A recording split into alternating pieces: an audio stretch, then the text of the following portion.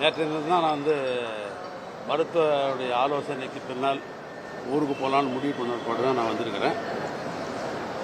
முதல்ல நம்முடைய தமிழ்நாட்டுடைய தொலைக்காட்சி பத்திரிகை ஊடக நண்பர்களுக்கு என்னுடைய மனமார்ந்த நன்றியை முதல்ல நான் தெரிவிச்சுக்கிறேன். இந்த ஓடுறது ஒளியறது பதுங்கிறதெல்லாம் திராவிட இயக்கத்திற்கோ திராவிட முன்னேற்ற கழகத்திற்கோ இல்லை. அப்படி அண்ணன் கலைஞர் அவர்களும் தமிழ்நாட்டு முதலமைச்சர் திராவிட மாடல் நாயகராக இருந்தவர் அண்ணன் மு.க. ஸ்டாலினும் எங்களை அப்படி வளர்க்கவில்லை. அரசியலாக சந்திப்பதற்கு எப்பொழுதும் திராவிட முன்னேற்ற கழகம் என்றைக்கும் சளைத்ததில்லை. பொதுவாக நான் மார்பு சம்பந்தப்பட்ட ஹார்ட் சம்பந்தப்பட்ட மருத்துவம் தொடர்ந்து 2016 இருந்து சிங்கப்பூரில் mount Elizabeth hospital doctor Jayarama லிங்க விநாயகர் தான் இடது டிபார்ட்மெண்ட். அவர் தமிழ்நாட்டுக்காரர், கிட்டத்தட்ட 30 ஆண்டு காலம் அங்கே இருக்கார். அவர் அங்கே இருக்கிற தமிழ்நாட்டுக்கிற அரசியல்வாதிக்கு எத்தனை பேருக்கு அவரை தெரியும்.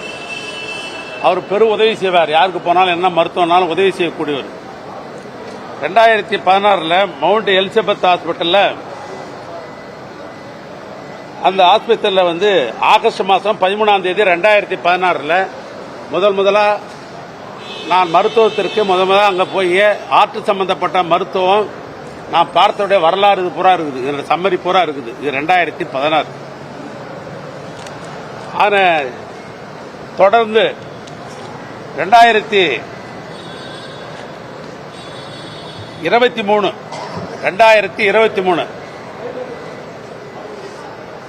Mount Elizabeth hospital life health centre தேதி 2023 29/9/2023 அதே ஹாஸ்பிட்டலில் 23 போய் அதே மருத்துவமனைக்கு சென்று என்னுடைய உடல் பரிசோதனை எல்லாம் முடித்துக்கொண்டு 2023 வந்திருக்கிறேன். இது 2வது என்னுடைய தொடர்ச்சி. 3வதாக தேர்தலாம் உங்களுக்கு தெரியும். 5 ஆண்டு காலம் இந்த ஆட்சியில் பெரும் பணிகளை இரவென்று பகராமல் பாராமல் பணிகளை நாங்கள்லாம் மேற்கொண்டோம். தேர்தல் வந்தது. தேர்தலுக்கு பின்னால் மீண்டும் முறையாக மருத்துவம் போய் பார்த்துக் கொள்ள வேண்டும், மருத்துவ பரிசோதனை செய்து கொள்ள வேண்டும் என்ற அடிப்படையில் நான் 15ஆம் தேதி சென்ற மாதம் 15ஆம் தேதி சிங்கப்பூருக்காக போக வேண்டும் என்று நான் அப்ளை பண்ணேன். விசாவுக்கு அப்ளை பண்ணேன். இது விசாவுக்கு அப்ளை பண்ணி போன மாதம் 17ஆம் தேதி எனக்கு விசா கொடுத்துருக்குறாங்க. 15ஆம் தேதி சிங்கப்பூருக்கு போகிறதுக்கு மருத்துவத்துக்கு போகிறதுக்கு நான் அப்ளை பண்ணேன். 17ஆம் தேதி எனக்கு விசா கொடுக்கப்பட்டிருக்கிறது. அந்த விசா கொடுத்த அன்னைக்கு அடுத்தது இண்டிகோவில் அன்னைக்கு 17ஆம் தேதியே 25ஆம் தேதி போகிறதுக்கு டிக்கெட் போட்டிருக்கிறேன். 17ஆம் தேதி விசா கிடைச்ச உடனே அன்றைய தினமே இண்டிகோவில் 25ஆம் தேதி மதியம் 2:20 பிளைட் போகிறதுக்காக டிக்கெட் போட்டுக்கிறேன். அதனுடைய டிக்கெட் தான் இது. ஆனால் அன்றைக்கு 25ஆம் தேதி நான் மாலையில் புறப்படுறதுன்னு முடிவு பண்ண போது காலையில் 7 மணிக்கு என் வீட்டுக்கு காவல்துறை நண்பர்கள் சோதனை என்ற பேரில் என்னிடத்தில் வாரண்ட் காட்டினாங்க. என்ன வாரண்ட்னு கேட்டேன். சார் உங்கள் வீடு நாங்கள் சோதனை பண்ணணும் சார், ஒத்துழைங்கன்னு சொன்னாங்க. தாராளமாக ஒத்துழைக்கிறேன். இந்த காவல்துறை ஏற்கனவே சென்ற மாதத்துக்கு முன்னால் இதே தமிழ்நாடு அரசு எங்களுடைய நிர்வாகத்தில் பணியாற்றிய காவல்துறை தானே. அந்த காவல்துறை என்பது அவங்க பொதுவானவர்கள் தானே, நான் முழு ஒத்துழைப்பு தரேன் அப்படின்னு சொன்னேன்.